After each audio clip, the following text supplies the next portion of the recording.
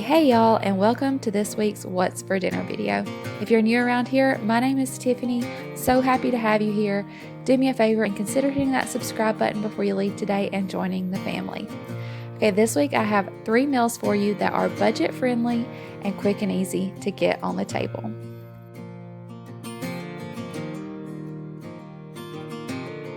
First up is French toast with bacon.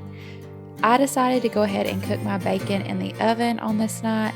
We do like to cook it out on the grill in a skillet just to keep the house from smelling like bacon for days. But on this night, I put it on a baking sheet and put it in the oven at 400 until it got crispy. We like crispy bacon around here.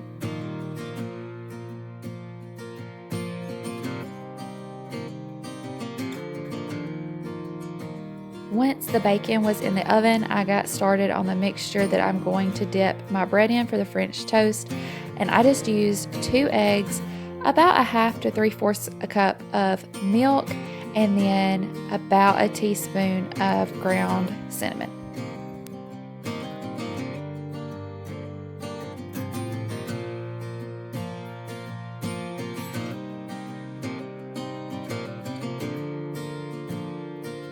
In a skillet on the stove, I'm melting about a tablespoon of butter, and then you'll see me dip my bread in that mixture and put it over in the skillet. All you got to do is cook this for a couple of minutes on each side and you're good to go. This is the bread that I used. Now, this brand does make a French toast bread, and that's what I had tried to get, and they substituted the cinnamon swirl, but y'all, it was good.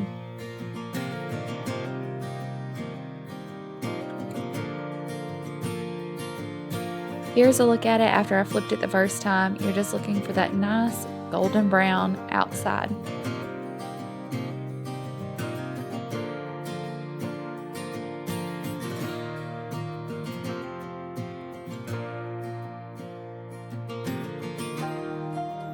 Here it is plated up with some good old log cabin syrup on top. We love when we have breakfast for dinner. This meal is incredibly simple, but I wanted to share it with you because we were trying out something new. I'm going to go ahead and get my chicken fingers going. I cook mine in my air fryer. I preheat it to 400, and then I cook them for about 12 to 13 minutes, flipping them halfway through. That's just what works for us. And then for sides, we're going to have these canned seasoned turnip greens, and this is what I wanted to show you, the Cheetos mac and cheese. Will we like it? We're about to find out. Now, these turnip greens aren't as good as fresh turnip greens. It's been boiling on the stove like Mama would make them. But y'all, they are really good and they're seasoned really well. So if you need something in a pinch, give those a try. Oh my goodness, y'all, I had to show y'all how orange that cheese powder was. It was so orange. Here's everything ready to go on our plate. Final verdict on the Cheetos mac and cheese. Some of us really liked it and some of us were just like, Justin said to him it just tasted like regular mac and cheese, and I can kind of get that, but to me it was a little bit cheesier, if that makes sense. Maybe. I still have the box of the flaming hot Cheetos mac and cheese to try, and I'm anxious to give that a go. But have y'all tried these? If you have, let me know down in the comments what you thought.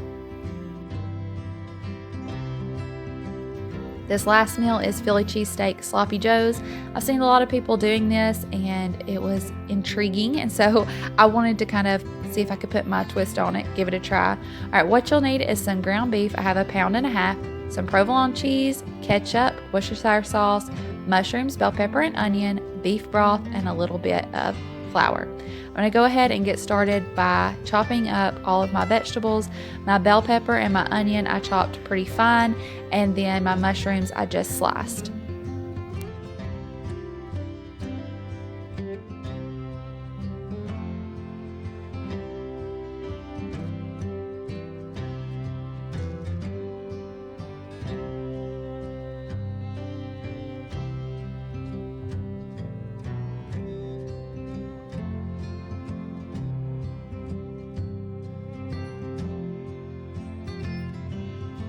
You'll see in just a minute I cooked my mushrooms separate. That's because my kids don't really like cooked mushrooms. They love raw mushrooms, and they came by and snatched several while I was cutting these up, but they don't like cooked mushrooms. So I put my onions and bell pepper in the pan that I cooked. I browned my meat in. I didn't show that, but y'all, I browned my meat and then drained it in that pan with a tablespoon of butter. I put the bell peppers and the onions, and then with a little bit of butter in another skillet, I have my mushrooms going.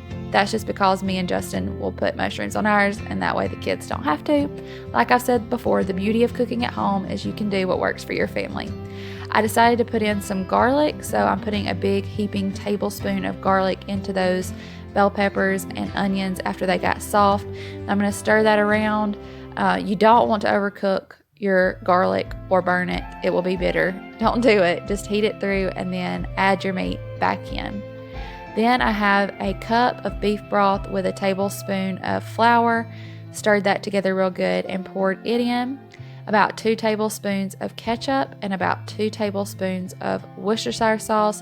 And then I also ended up putting in a little salt and pepper. Give that a stir and let it start to thicken up. Once that started to bubble real good and thicken up a little bit, I started putting in my provolone cheese. I just tore it up, threw it down in there. I used about 6 ounces. You do however much works for your family. However cheesy you like it, you put that much cheese in. Then once it started to melt, I stirred it around and look at it in all its bubbly, cheesy goodness.